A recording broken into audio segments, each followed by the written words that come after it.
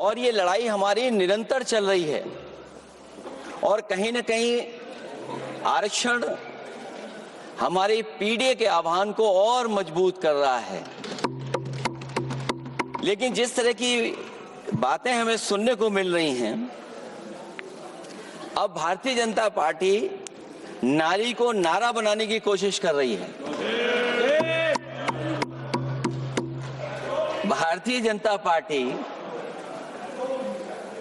इस आरक्षण को लेकर के भाजपा अपना नारी का नारा बनाना चाहती है और बदलने की कोशिश कर रही है। जिन्होंने नारी को अपने संगठन में नहीं रखा, उनके मान सम्मान के लिए कैसे रखेंगे? और अगर ये बात गलत है, अध्यक्ष महोदय, जिस पेरेंटल संगठन से आप निकले हैं, उसमें मान सम्मान के लिए संगठन में कितनी नारी हैं, ये बता दें आप। और इनका, क्योंकि पिछले कई वर्षों से अध्यक्ष जी ये सरकार में है और मैं सुन रहा था माननीय मंत्री जी को मैं सुन रहा था, उन्होंने बहुत सारे योजनाएं, बहुत सारे कार्यक्रमों की जानकारी दी। लेकिन अगर हम दुनिया के आंकड़े देखें, जेंडर इक्वलिटी में हम कहां खड़े हैं? हम 146 में 127वीं जगह पर खड़े हैं। और अगर हम इनके खुद के सरकारों को देखें अगर, तो अध्यक्ष महोदय, इनके 21 जगह सरकारें हैं। 21 जगह यूनियन टेरिटरी और स्टेट मिलाकर के और सहयोगी दलों के साथ मिलकर के 21 सरकारें इनकी हैं। भारतीय जनता पार्टी ये बताए कि उनके 21 स्टेट में जहां सरकारें उनके सहयोगी साथियों के साथ चल रही हैं, कितने मुख्यमंत्री इनके बने हुए हैं? कितनी महिला मुख्यमंत्री बनी हुई इनकी? जीरो। और जो दिल्ली की बनी हुई हैं, हालांकि वो हाफ चीफ मिनिस्टर हैं और वो भी महिला होने के नाते केवल हाफ चीफ मिनिस्टर हैं। नहीं, अधिकार कहाँ हैं? एक चीफ मिनिस्टर के जो अधिकार होते हैं, एक स्टेट के जो अधिकार होते हैं, क्या आपके दिल्ली की मुख्यमंत्री के पास वो अधिकार है? और फिर जो अभी तक जो सबसे बड़ी पार्टी है, जो सबसे बड़ी पार्टी अपने आप को कहते हैं, पूरे देश में जितने भी इनके विधायक चुने गए हैं, आप बताओ आपकी संख्या क्या है? 10% से ऊपर नहीं जा पा रहे हैं आप? क्या 10% से ऊपर हैं आप? और फिर लोकसभा की गिनती में अगर हम देखें तो लोकसभा की गिनती में कितने संख्या में आप हैं? इसलिए अध्यक्ष महोदय, जहां हम ये कहते हैं कि हम महिला आरक्षण के पक्ष में हैं, वहीं कुछ सवाल हमारे भी आपके लिए हैं। मैं उससे पहले याद दिलाना चाहता हूं कि कई बार लोग ये कहते हैं कि समाजवादी पार्टी विरोध करती है। अगर हम अपनी बात कहना चाहें तो डॉक्टर राममनोहर लोहिया, जिनकी विचारधारा पर हमारी समाजवादी पार्टी का आधार है, उनके द्वारा हमेशा महिलाओं को पुरुषों के बराबर की हिस्सेदारी हर क्षेत्र में देने की बात कही गई। और मैं उनको कोट करना चाहता हूं कि संस्कार का आरंभ महिला से होता है। यदि महिला जागृत है तो पूरा समाज जागृत हो जाता है। ये लोहिया ने हमारे जिस विचारधारा पे हम लोग चल रहे हैं वो हम आपको बताना चाहते हैं। जब तक महिलाएं राजनीति में नहीं आएंगी, सामाजिक क्रांति अधूरी रहेगी। लोहिया जी ने निरंतर महिलाओं की राजनीति में महत्वपूर्ण भूमिका पर बल दिया है और समाज में वास्तविक परिवर्तन उनके योगदान से ही आ पाएगा। इसलिए मैं याद दिलाना चाहता हूं अध्यक्ष महोदय उत्तर प्रदेश में पंचायत में सबसे पहले आरक्षण महिलाओं के लिए लागू करने का काम समाजवादी पार्टी ने किया था। तो जहां महिलाओं के पक्ष में है उनके आरक्षण के, वहीं हमारा सवाल ये भी है कि जल्दीबाजी क्यों है? आखिरकार महिला आरक्षण के नाम पर जल्दीबाजी क्यों है भाजपा के अंदर? सच तो यह है कि भाजपा जनगणना को टालना चाहती है, और जनगणना को टालने का मतलब है कि जाति जनगणना को टालना चाहते हैं, और जाति जनगणना इसलिए टालना चाहते हैं क्योंकि वो आरक्षण का सवाल उठेगा। जो भाजपा उनके संगी साथी कभी भी देना नहीं चाहते हैं आरक्षण। भाजपा को यह भी अच्छी तरह याद है कि पीडीए में ए का मतलब आधी आबादी है, मतलब महिलाएं भी पूरी की पूरी उसमें गिनती में आती। एक बड़ा चुनावी सच ये भी है कि भाजपा की चुनावी घपलेबाजी अब पूरी तरह से भंडाफोड़ हो गई है। जो एसआईआर आप लेकर के आए थे अध्यक्ष महोदय, उत्तर प्रदेश में हम लोगों ने बड़े करीब से देखा एसआईआर। वो कहने को तो एसआईआर था, लेकिन सच्चाई में वो एनआरसी का रूप था। और एसआईआर के मामले में जिस तरीके से वोट काटने का काम शुरू हुआ, मैं बधाई देना चाहता हूं अपने पीडीए प्रहारी और संगठन के लोगों को जिन्होंने वोट बचा लिया। जब पहली गिनती में हम लोग बचाने में कामयाब हो गए तो अध्यक्ष महोदय भारतीय जनता पार्टी फॉर्म 7 को लेकर के आई, और फॉर्म 7 उन्होंने ऐसे बांटना शुरू किया, उस घपले को भी हम लोगों ने पकड़ लिया। और जब उस घपले को पकड़ा तो पता लगा फॉर्म 7 बंद हो गया उत्तर प्रदेश में। फॉर्म 7 से कोई वोट काटा नहीं गया। अध्यक्ष महोदय, जो फॉर्म 7 काटने के लिए जिससे दस्तखत कराए थे भारतीय जनता पार्टी ने, उस व्यक्ति को दस्तखत करना भी नहीं आता है। अध्यक्ष महोदय, जो एसआईआर के बहाने फॉर्म 7 लेकर के आए थे, जो फॉर्म 7 दस्तखत करा करके वोट काटे जा रहे थे उत्तर प्रदेश में, जब पकड़ा गया, हम लोगों को जानकारी मिली, हम लोगों ने उसको प्रेस के सामने लेकर के आए और चुनाव आयोग को शिकायत की। फॉर्म 7 से वोट कटना रुक गया, लेकिन अभी भी उस पर कोई कार्रवाई नहीं की जिसने उसके नकली दस्तखत कराए थे। अध्यक्ष महोदय, इससे तो लगता है कि पूरा का पूरी व्यवस्था जुड़ी हुई है भारतीय जनता पार्टी से। और धीरे धीरे जो भारतीय जनता पार्टी की सरकार चली है, हेरा फेरी हम लोग पकड़ लिए, भाजपा की कलई खुल गई, और उसके समर्थक और वोटरों का अकाल पड़ने लगा तब भाजपा निराशा के इस दौर में उभरने के लिए बिल लेकर के आ रही है। ये भारतीय जनता पार्टी का जो वोट कम हो रहा है, असली लक्ष्य अध्यक्ष महोदय वोट है, सत्ता में रहना है, इसलिए आरक्षण को लेकर के आए हैं। भाजपा की यही राजनीतिक चाल रहती है। जब पुराने लोग ये समझ जाते हैं कि भाजपा किसी की सगी नहीं है, तो हर बार भाजपा कुछ नए लोगों को अपने लुभाने जुमलों में फंसाती है। इस बार भाजपा महिलाओं को लेकर ये पुरानी चाल चल रही है, लेकिन सफल नहीं होगी, क्योंकि सबसे ज्यादा दुखी तो महिलाएं ही हैं। सही बात है। भाजपा की कमीशन खोरी और चंदा वसूली की वजह से जो महंगाई बढ़ी है, उससे उनकी रसोई सूनी हो गई है। रही सही कसर सिलेंडर की, बेतहाशा बढ़ती कीमतों ने पूरा कर दिया है। ये अध्यक्ष महोदय मैं इसलिए कह रहा था कि माननीय मंत्री सिलेंडर की याद दिला रहे थे। उन्होंने इज्जत घर को भी याद दिलाया,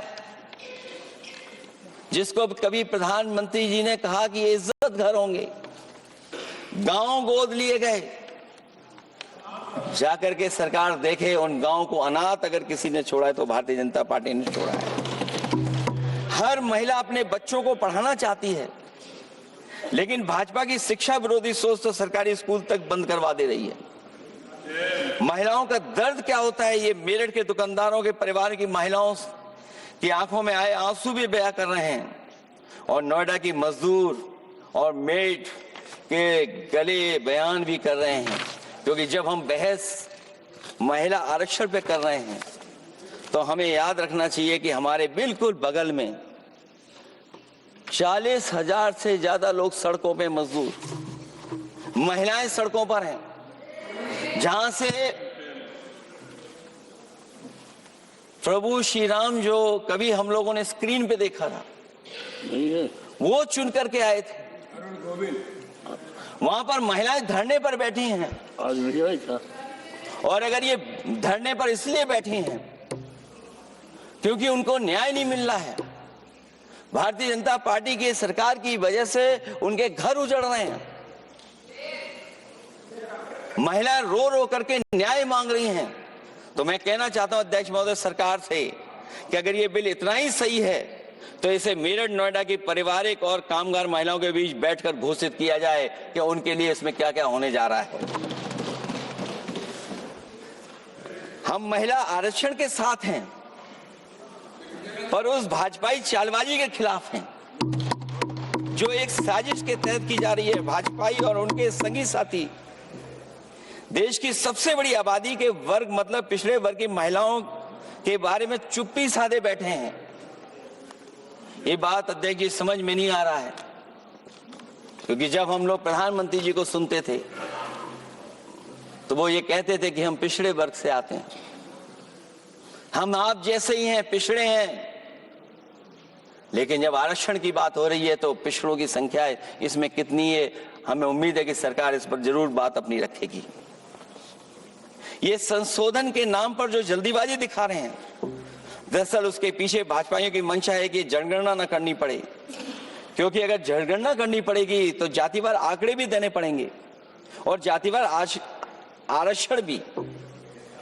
ये भाजपा का एक बहुत बड़ा षड्यंत्र है जिसमें जनगणना आधारित परसीमन को नकार कर पिछड़ों का अधिकार लूटा जा रहा है। ये लोकतंत्र के खिलाफ खुफिया लोगों की गुप्त योजना है जो अब तक स्वीकार नहीं, जब तक प्रक्रिया के साथ हम लोग स्वीकार कभी नहीं कर सकते जब तक इसका लागू करने का तरीका ठीक ना हो।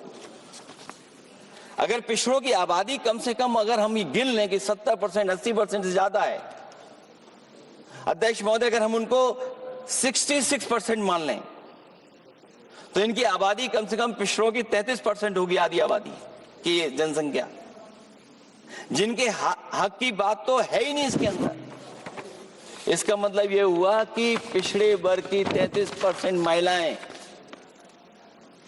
उनको हक देना नहीं चाहते ये लोग, हक उनका छीनना चाहते हैं। और फिर जो डिलिमिटेशन का साथ साथ लेकर के आए हैं, ये डिलिमिटेशन क्या है अध्यक्ष महोदय? ये डिलिमिटेशन है कि इलेक्टोरल मैप को बदल दें।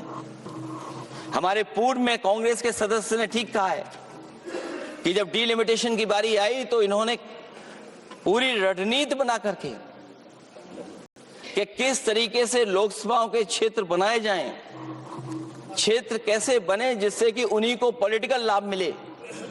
वो हम लोगों ने आसाम में भी देखा और जम्मू कश्मीर में भी देखा है। इसलिए हम चाहते कि पहले जनगणना हो और जनगणना जब आंकड़े सही आ जाएंगे अध्यक्ष महोदय तब जाकर के डिलिमिटेशन ठीक होगा। और अगर आंकड़े ही ठीक नहीं हैं तो फिर आरक्षण कैसे ठीक होगा? क्योंकि आरक्षण का आधार ही हमारा जनसंख्या पर है।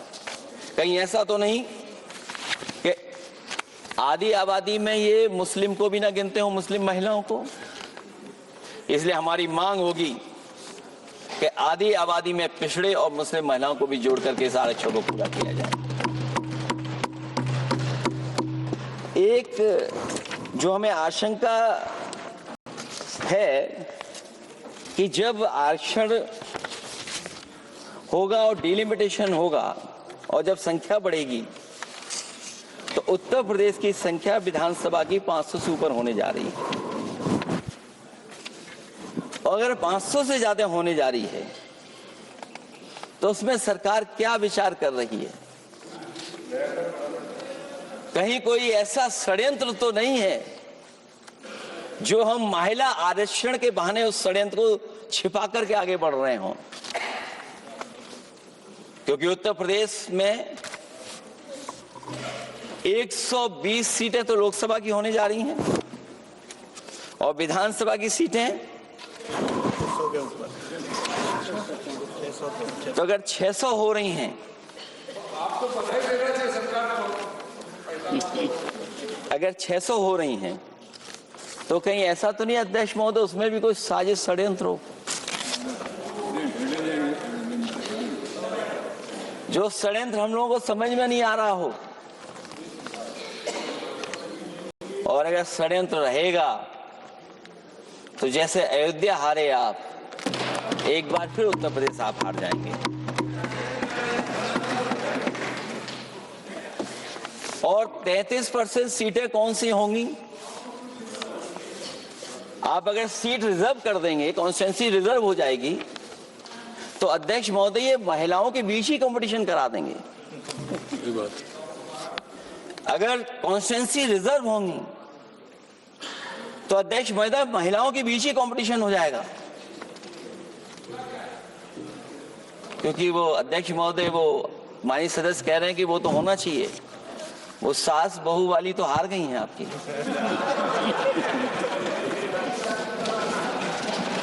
तो अगर पार्टी को ये मौका मिलेगा तो न केवल कंपटीशन से हम बच सकते हैं बल्कि संख्या महिलाओं की लड़ने की ज्यादा होगी।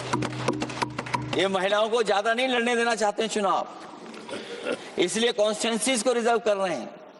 अध्यक्ष महोदय हमारा पक्ष है, हमारी मांग है कि ये जो लागू हो आरक्षण वो पार्टी को मौका मिले, पार्टी लड़ाए उनको, पार्टी संख्या तय करे।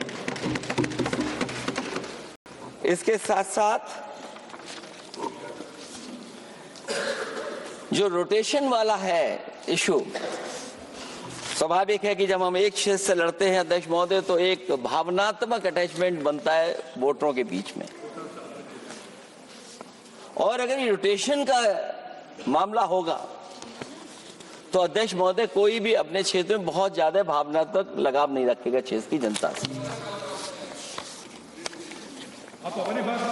तो अगला क्षेत्र की सोचने लगेगा कि अगला क्षेत्र हमारा क्या होगा। इसलिए हम इसके भी खिलाफ है अध्यक्ष महोदय कि रोटेशन नहीं हो। हम रोटेशन की प्रणाली के खिलाफ हैं, इसके पक्ष में हम लोग नहीं हो सकते।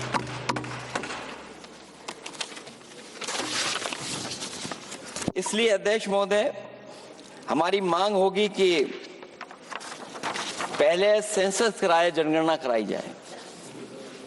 और अगर ये जनगणना नहीं कर रहे हैं तो इसका मतलब धोखा दे रहे हैं। क्योंकि पुराने बिल में जो हम लोगों ने बात देखी और रखी थी उस समय वो यही था कि जनगणना करा करके महिला आरक्षण बिल आएगा। लेकिन ये लोग 2011 का लेकर के आ रहे हैं। इसका मतलब इनकी पूरी तैयारी है कि कौन सा लोकसभा क्षेत्र कैसा होगा। इनके गुप्त लोगों ने वो कहीं ना कहीं नक्शा बना करके रखा होगा, जिसको आरक्षण पास होते ही, बिल पास होते ही लागू करने की कोशिश करेंगे। और जो और सुधार होने चाहिए महिलाओं के, जो सुधार होने चाहिए उन सुधारों पे इसमें बिल में कोई विशेष योजना या विशेष बात नहीं हो रही है। बिना उनके लिए लाभ पहुंचाए, सस्तीकरण किए, शायद हम पूरा उनको हक नहीं दे पाएंगे। मैं अध्यक्ष महोदय आपसे यही निवेदन और अपील करूंगा कि पिछड़ों को, माइनॉरिटी को, खासकर मुस्लिम महिलाओं को आरक्षण दिया जाए। जो सेंसस से ये दूर भाग रहे हैं वो इसीलिए भाग रहे हैं क्योंकि जाति गणना की मांग उठेगी, और अगर जाति गणना की बात उठेगी तो आरक्षण की बात और उठेगी। हमें उम्मीद है कि हम लोगों की बात मान करके सरकार उस पर विचार जरूर करेगी। जब हम आरक्षण देना चाहते हैं तो बिना पिछड़ा, बिना मुसलमानों के शायद हमारा जो लक्ष्य है महिला आरक्षण का वो पूरा नहीं होगा। इन्हीं शब्दों के साथ आप सबका बहुत बहुत धन्यवाद।